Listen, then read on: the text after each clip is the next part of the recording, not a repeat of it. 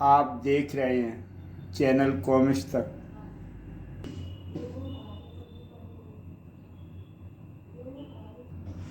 छद्म सुख समृद्धि मनुष्य को उसके परिश्रम से ही मिलती है, लेकिन उसे मिलने में आशीर्वाद देवी शक्ति का ही होता है, जिसे अलग अलग प्रांत और राज्य में अलग अलग नाम से पुकारा जाता है। विकासनगर में इस शक्ति को कहा जाता है राजलक्ष्मी। प्रचलित है कि जब से देवी राजलक्ष्मी की मूर्ति राज्य के भव्य मंदिर में स्थापित की गई है, उसके प्रभाव से राज्य ने चहुमुखी विकास किया है। इसलिए जहां देवी राजलक्ष्मी की पूजा अर्चना को देखने की जिम्मेदारी राज परिवार की है, वहीं उनकी सुरक्षा का दायित्व संभाला हुआ है सेनापति प्रवीण सिंह और महाबली भोकाल जैसे योद्धाओं ने। और उस समय तो इस दायित्व का भार सभी पर और भी अधिक बढ़ जाता है जब राजलक्ष्मी पर्व का आगमन होता है। इस पर्व से 21 दिनों पूर्व तक देवी की मूर्ति का अभिषेक किया जाता है और ठीक पर्व के दिन विकासनगर के सम्मानित व्यक्ति विश्व के कोने कोने से 51 नदियों का जल लाकर मूर्ति पर चढ़ाते हैं। लेकिन इस बार ऐसा नहीं होना था, क्योंकि देवी की प्रतिमा पर टिकी हुई थी किसी की जलती हुई निगाहें। रात्रि के दूसरे पहर देवी के भव्य मंदिर के चप्पे चप्पे पर तैनात सुरक्षाकर्मी किसी के पदचापों की आवाज़ सुनकर चीते से चौकन्ने नजर आने लगे। सेनापति की कठोर आवाज़ ने उनकी तत्परता को और बढ़ा दिया।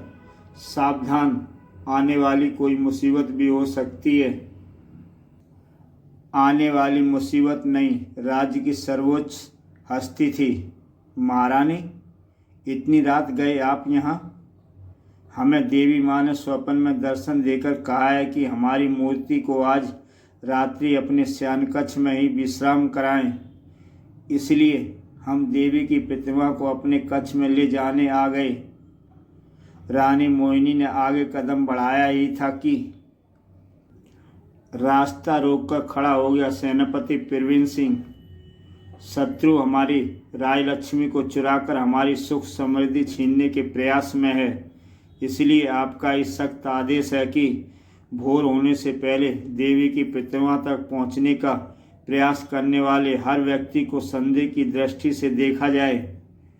और भोर होने में अभी काफ़ी समय शेष है, इसलिए आप भी तब तक प्रतिमा तक नहीं पहुंच सकती जब तक आप यह सिद्ध न कर दिखाएं कि आप महारानी ही हैं, उनके भेष में कोई शत्रु नहीं। सेनापति, क्रोध से गरजी रानी मोहिनी। विनम्रता से झुक गया प्रवीण सिंह। क्षमा करें महारानी, हम आपके आदेश का पालन करने के लिए विवश हैं।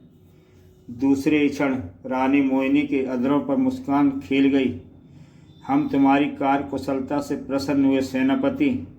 बताओ, हम कैसे सिद्ध करें कि हम रानी मोहिनी हैं? रानी मोहिनी के प्रश्न ने सेनापति प्रवीण सिंह को भी सोच में डाल दिया। लेकिन शीघ्र ही सेनापति ने स्वयं को उस स्थिति से निकाला। प्रसिद्ध है संपूर्ण विश्व में, पलट श्रद्धान विधि को महारानी मोहिनी के अलावा और कोई नहीं जानता। बहुत खूब, हमारी पैक की परीक्षा लेने का इससे अच्छा और कोई उपाय नहीं हो सकता। सेनापति जी, तीर कमान मंगाइए।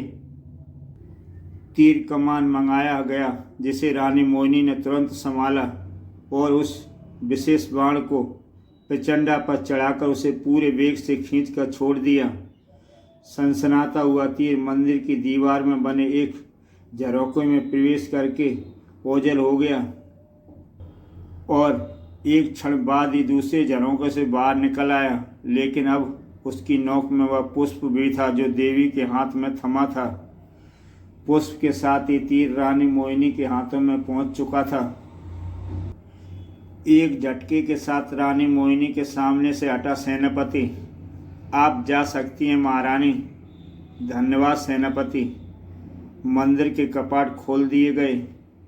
जिससे सांस से गुजरकर रानी मोहिनी देवी राजलक्ष्मी की प्रतिमा तक पहुंची और उसे उठाकर वापस लौट पड़ी। कोई रोकने वाला न था, कोई टोकने वाला न था, हर तरफ शांति थी।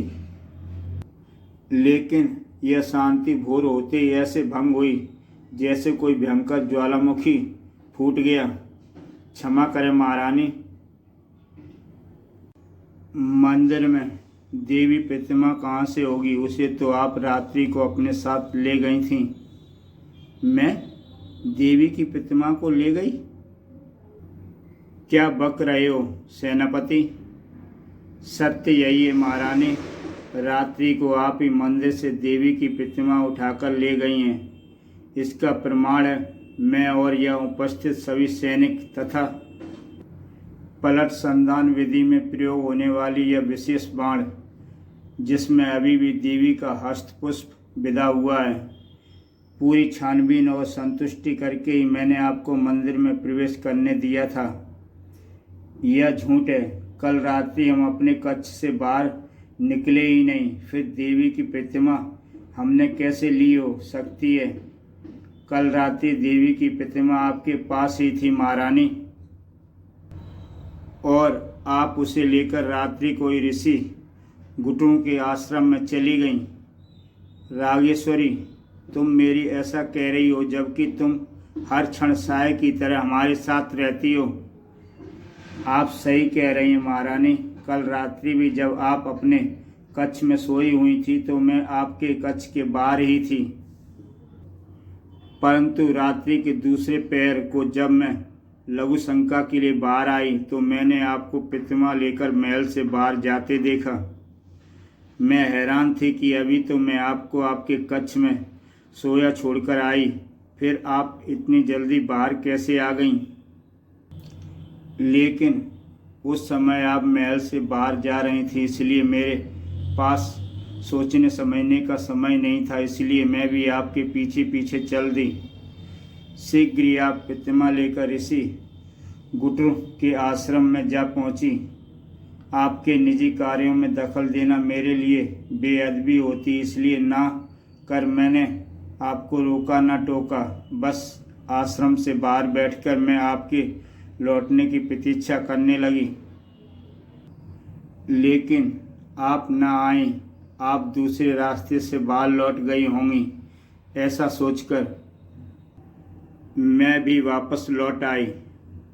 रानी मोहिनी की विशेष दासी रागेश्वरी के कथन ने रहस्य को और भी गहरा कर दिया था, जिसमें सभी राज दरबारियों के साथ रानी मोहिनी का मस्तिष्क भी बुरी तरह उलझा था। महाबली भोकाल ने सभी को उस उलझन से बाहर निकाला। देवी की प्रतिमा ऋषि गुटुर के आश्रम में कैसे पहुंची, इस पर हम बाद में विचार कर सकते हैं। इस समय तो हमें प्रतिमा को वापस लाने का प्रबंध करना चाहिए। राजलक्ष्मी के पर्व पर हम उस पर जल चढ़ा सकें। आपने ठीक कहा महाबली, मैं शीघ्र ही ऋषि गुटुरों के आश्रम में प्रतिमा को लेने जाता हूँ। सेनापति प्रवीण सिंह की एक टुकड़ी ने आश्रम की तरफ रवाना होने में ज़्यादा समय नहीं लगाया, लेकिन फिर भी आश्रम पहुँचते पहुँचते शाम हो गई। आश्रम सामने ही है। रणवीर सिंह, अपने साथियों से यहीं शिविर डालने के लिए बोल दो। मैं अकेला ही आश्रम में जाकर देवी की प्रतिमा वापस लाने का प्रयत्न करूंगा। जो आज्ञा श्रीमान। उस सेनापति को वहीं शिविर डालने को कहकर जब सेनापति प्रवीण सिंह आश्रम में पहुंचा तो उनकी सभी आशाओं पर पानी फिर गया। देवी राजलक्ष्मी की प्रतिमा एकदम उपयुक्त स्थान पर पहुंच गई है सेनापति। उसे ले जाने का विचार मस्तिष्क से निकाल दो,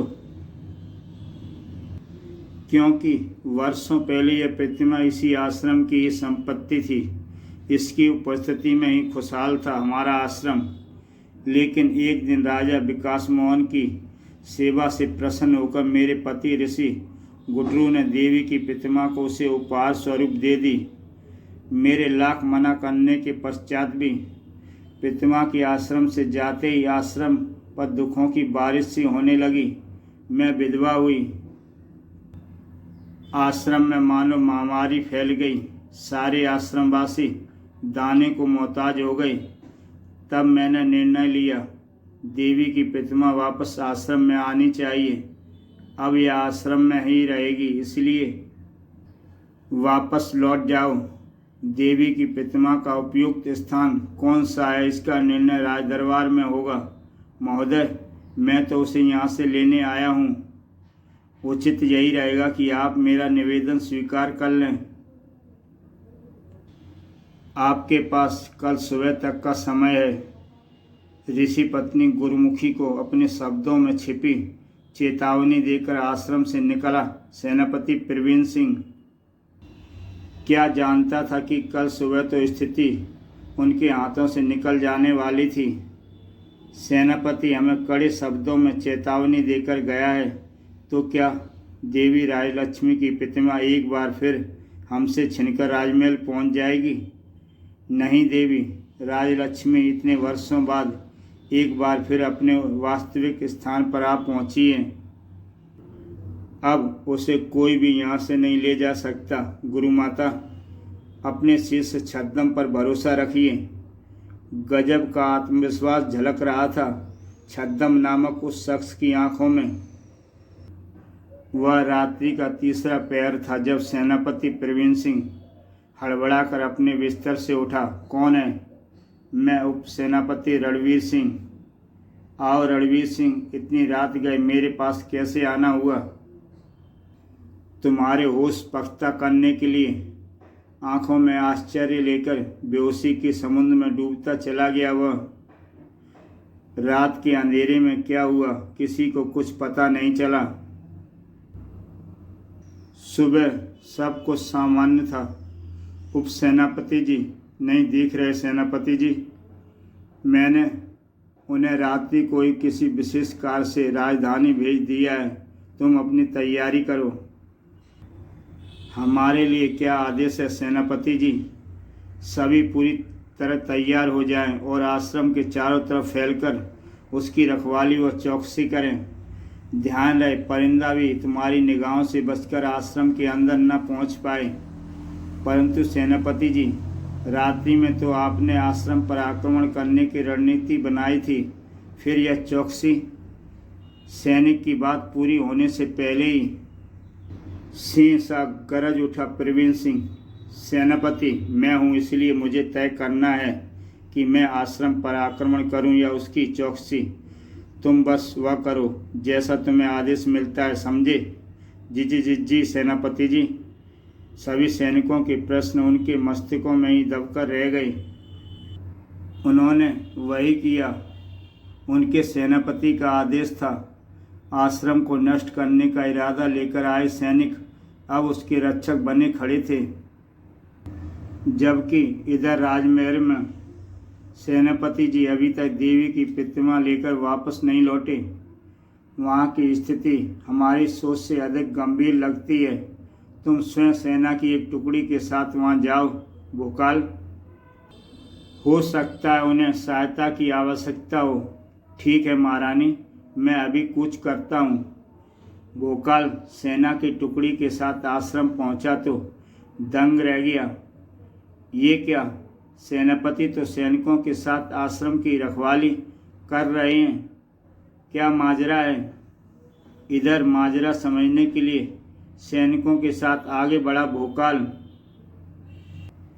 इधर पूरी शक्ति से चीखा सेनापति, आक्रमण! सभी स्तंभ रह गए। सेनापति ने अपने साथियों को हम पर आक्रमण करने का आदेश दे दिया है। क्या हुआ है उन्हें? विकासनगर की एक सेना टुकड़ी दूसरी टुकड़ी को ख़त्म करने का इरादा लेकर तेजी से आगे बढ़ रही थी और शायद वह अपने उद्देश्य में सफल भी हो जाती अगर अपनी पूरी शक्ति से चीख न पड़ता। भोकाल, रुक जाओ। किसके आदेश पर तुम एक दूसरे के लहू से धरा को रक्त रंजित करने पर तुले हो? सेना सेनापति के आदेश का पालन करती है भोकाल। इसलिए इन्हें मैंने सेनापति प्रवीण सिंह ने आदेश दिया है कि इस आश्रम की तरफ जो भी निगाहें उठें उन्हें फोड़ डालो। हतप्रभ से भोकाल चीख उठा, सेनापति, तुम अपने होश तो नहीं खो बैठे? मैंने होश नहीं खोया है भोकाल, लेकिन अगर तुम इन सैनिकों के साथ तुरंत ही वापस नहीं लौट गए तो तुम्हें अपना जीवन खोना पड़ सकता है। सेनापति अब ना सह सका भोकाल, देवी की प्रतिमा रखने वालों का तुम साथ क्यों दे रहे हो ये तो मुझे पता नहीं, लेकिन तुम जो कर रहे हो वह राजद्रोह और राजद्रोह करने वाला भोकाल का शत्रु होता है। मुझसे शत्रुता तुम्हें बहुत महंगी पड़ेगी भोकाल। भोकाल भी पीछे न रहा। अपनी और मेरी शक्ति को अगर तुम तलवार के तराजू में ही तोलना चाहते हो तो मुझे यह स्वीकार है तो तुम्हें मेरे हाथों मृत्यु भी स्वीकार करनी होगी। टनाक पहला प्रहार करके प्रवीण सिंह ने उस लड़ाई का आरंभ कर दिया था जिसका अंत पता नहीं किसके अंत के साथ होना था, क्योंकि अगर प्रवीण सिंह से तलवार का धनी था तो तलवारबाजी की हर कला की दौलत से माला माल था भोकाल अगर महाबली था तो विश्व के अपराजित राज्य का सेनापति प्रवीण सिंह भी था। भोकाल ने अगर राष्ट्र नायक की उपाधि प्राप्त की थी तो प्रवीण सिंह भी सेना नायक के पद पर आसीन था। मुकाबला हर कोण से बराबरी का था और बराबरी के मुकाबले के परिणाम ना जल्दी निकलते हैं ना आसानी से, लेकिन इस लड़ाई का परिणाम निकलने के लिए सेनापति बुरी तरह आतुर था। जानता है भोकाल, ईश्वर ने हम दोनों के हाथों से तलवार क्यों छुड़ा दी? क्योंकि वह चाहता है कि मैं तुम्हें तलवार से नहीं सप्तबाण विद्या का संधान करके बाणों से मारूं। एक ही कमान पर एक साथ 7 तीर चढ़ाकर प्रवीण सिंह ने संधान किया था धनुविद्या की उस विलक्षण कला का जिसका नाम सप्तबाण साधन था। धनुविद्या की एक घातक कला सप्तबाण साधन जिसका एक ही तोड़ था, सिर्फ सप्तबाण साधन। ओह, मैं तो भूल ही गया था कि अपनी पत्नी की वजह से तू भी सप्तबाण साधन विद्या जानता है। लेकिन ये बात मैं ताल ठोक कर कह सकता हूँ कि अब मैं धनुविद्या की जिस कला का प्रदर्शन करने जा रहा हूँ उससे विश्व में सिर्फ मैं ही जानता हूँ, और उस कला का नाम है 14 बाण संधान विद्या।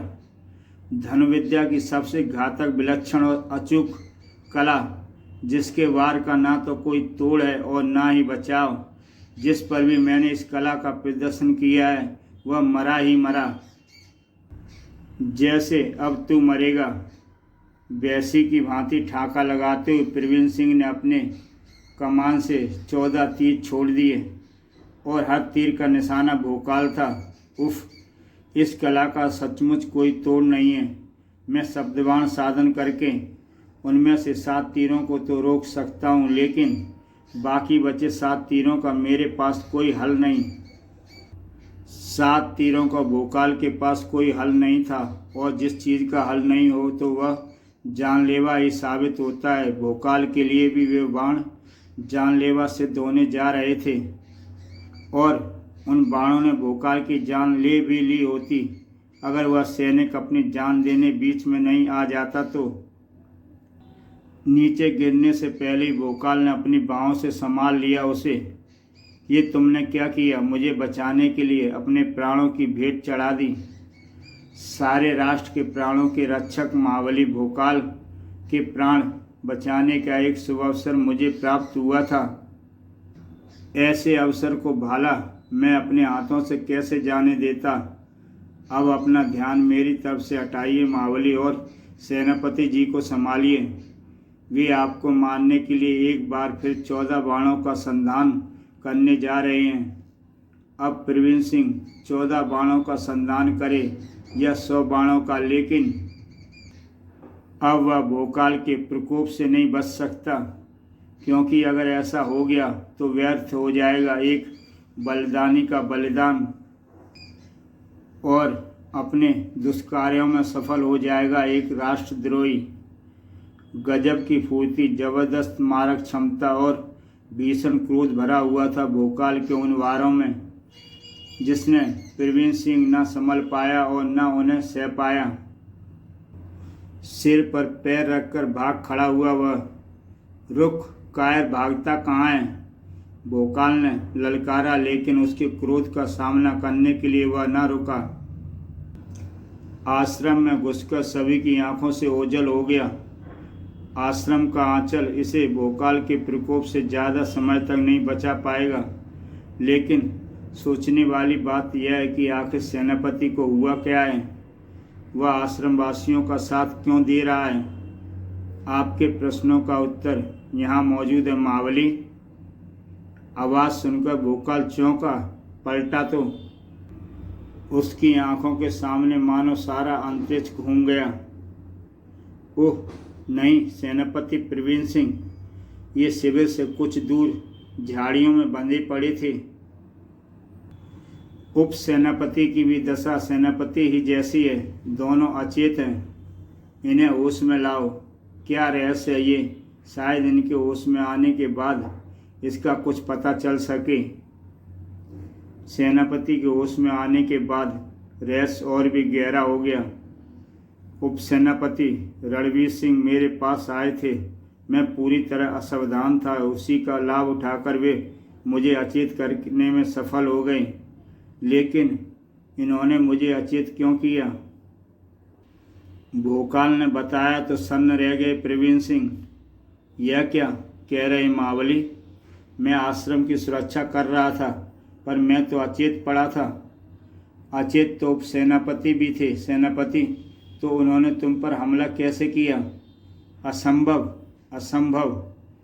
बात तो असंभव ही है सेनापति, लेकिन सत्य यही है। एक बार देवी की प्रतिमा हासिल कर लो महाबली, फिर उस रहस्य के बारे में जान लेंगे। सही कहा, इस समय देवी की प्रतिमा प्राप्त करना हमारा मुख्य लक्ष्य है।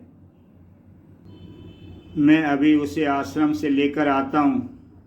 भोकाल ने आश्रम की तरफ कदम बढ़ा दिए, लेकिन आश्रम के मुख्य द्वार तक पहुँचने के बाद उस प्रहार के कारण उसके कदम जमीन से उखड़ गए। भड़ाक!